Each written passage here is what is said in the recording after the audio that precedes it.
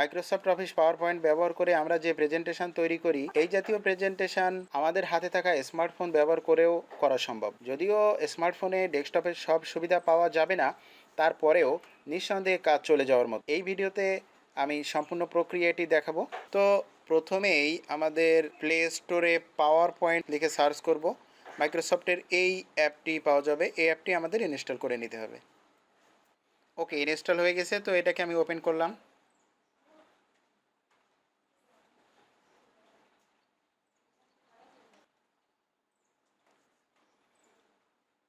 শুরুতে এরকম আসতে পারে, অর্থাৎ মাইক্রোসফট চাইছে আমরা যেন তাদের একজন প্রিমিয়াম গ্রাহক হই, অর্থাৎ টাকা দিয়ে সার্ভিসটা ব্যবহার করি। তো আমরা এই মুহূর্তে স্কিপ করব, এটা স্কিপ ফর নাও।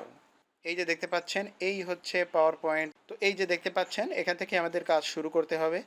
আমরা এখানে প্লাসে ক্লিক করব। এখানে দেখেন বিভিন্ন টেমপ্লেট আছে, এখান থেকে যে কোনো একটা টেমপ্লেট নিয়ে কাজ শুরু করব। তো আমি এই টেমপ্লেটটা নিয়ে শুরু করলাম। এখানে আমরা দেখেন, এখান থেকে আমরা যে কোনো টেক্সট বক্সকে ডিলিট করে দিতে পারি, আবার এখানে আমরা এডিটও করতে পারি। আমি এখানে ডাবল ক্লিক করলাম। আমি এখানে এখন লিখব, আজকের ক্লাসে সবাইকে স্বাগতম।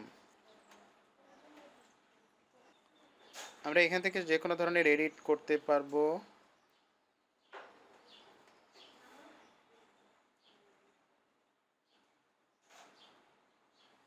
এখান থেকে ফন্ট কালার চেঞ্জ করা যায়।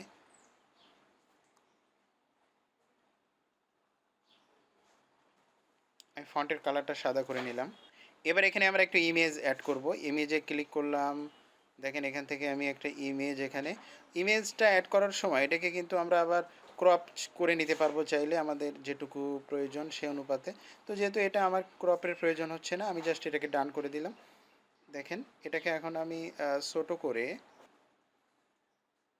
ওকে, এখান থেকে আমরা স্লাইডে ট্রানজিশন যোগ করতে পারি। ট্রানজিশনে যে ট্রানজিশন ইফেক্ট, দেখেন আমি এখান থেকে এই ট্রানজিশনটা, এখন আমরা টেক্সট অ্যানিমেশন দেব। টেক্সটে ক্লিক করার পর এখান থেকে অ্যানিমেশানে এন্ট্রান্স অ্যানিমেশান, আমি এখান থেকে স্পাইরাল ইন এটা দিয়ে দেখলাম।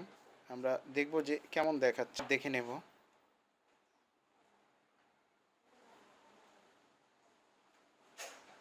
ওকে, তো এখান থেকে আমরা স্লাইড যোগ করতে পারি। একটা নতুন স্লাইড যোগ হলো।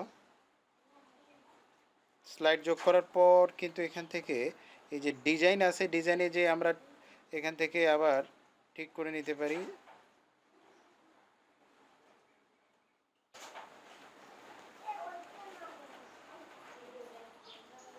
আমরা যদি এই স্লাইডটাকে ডিলিট করতে চাই,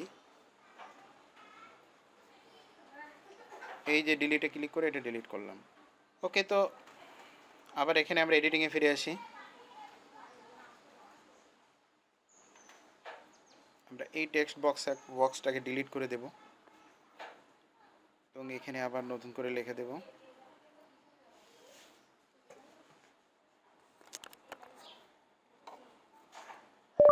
শ্রেণী অষ্টম, বিষয় বিজ্ঞান,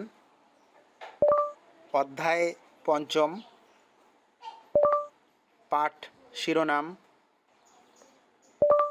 মহাকর্ষ ও অভিকর্ষ। ওকে, তো এখানে এডিটিংয়ের সময় আমরা ফন্টের সাইজ এখান থেকে কম বেশি করে নিতে পারি।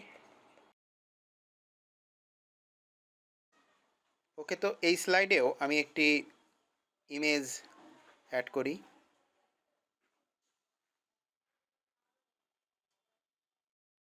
দেখেন পিকচার, ওকে, এই ইমেজটাকে আমরা একটু ক্রপ করে তারপর ইনসার্ট করব।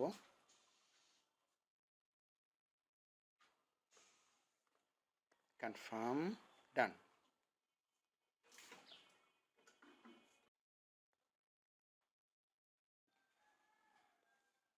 ওকে, অ্যানিমেশন,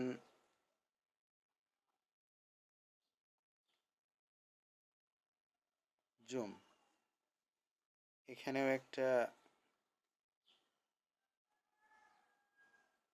অ্যানিমেশনস,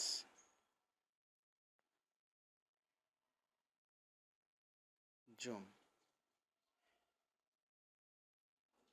দেখুন এখানে কিন্তু বিভিন্ন ট্যাবগুলো যেগুলো আমরা ডেস্কটপে যখন ব্যবহার করি অফিস, তখন যে অপশনগুলো থাকে এগুলো প্রায় এখানে সব আছে। এই যে এখানে একটা দারুণ সুবিধা হলো, এখানে সরাসরি আমরা কিন্তু ইমেজ থেকে ছবি উঠিয়ে নিয়ে সেটা আমাদের প্রেজেন্টেশনে ব্যবহার করতে পারি। একটা দারুণ একটা সুবিধা। এই যে হ্যাঁ, এটাকে জাস্ট এখানে যদি আমি কনফার্ম করি তাহলে কিন্তু এটা, এরপরে এখান থেকে ক্রপ করে আমরা জাস্ট ডান করলে এখানে এটা চলে আসবে। এই যে ডিলিট করে দেই। এখান থেকে বিভিন্ন শেপ ব্যবহার করারও সুবিধা আছে। যদি আমরা এখানে দেখি যে এখানে বিভিন্ন প্রকার শেপ রয়েছে, এগুলো ব্যবহার করে খুব চমৎকার সব কাজ করা যায়।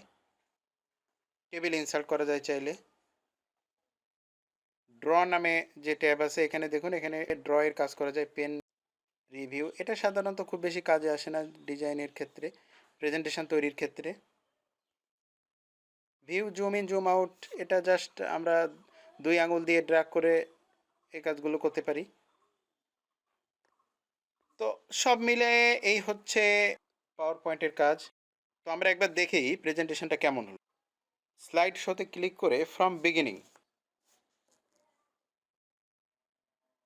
ডান থেকে বামে স্লাইড করলে অ্যানিমেশনগুলো দেখাতে থাকবে।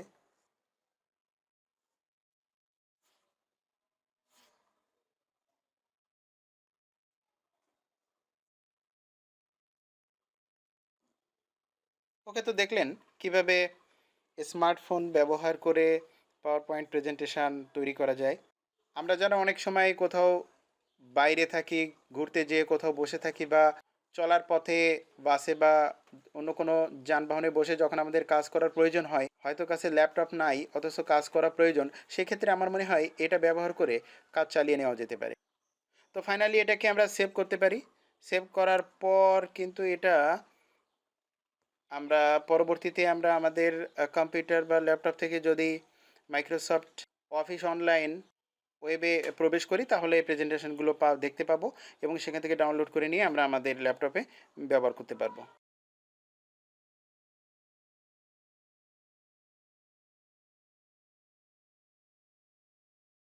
তো সম্পূর্ণ ভিডিওটি দেখার জন্য অনেক অনেক ধন্যবাদ। ভিডিওটি ভালো লাগলে লাইক করবেন, বন্ধুদের সাথে শেয়ার করবেন, আর পরবর্তী ভিডিওর নোটিফিকেশন পেতে সাবস্ক্রাইব করে বেল আইকনটি প্রেস করে রাখবেন। ভালো থাকবেন, দেখা হবে পরবর্তী ভিডিওতে।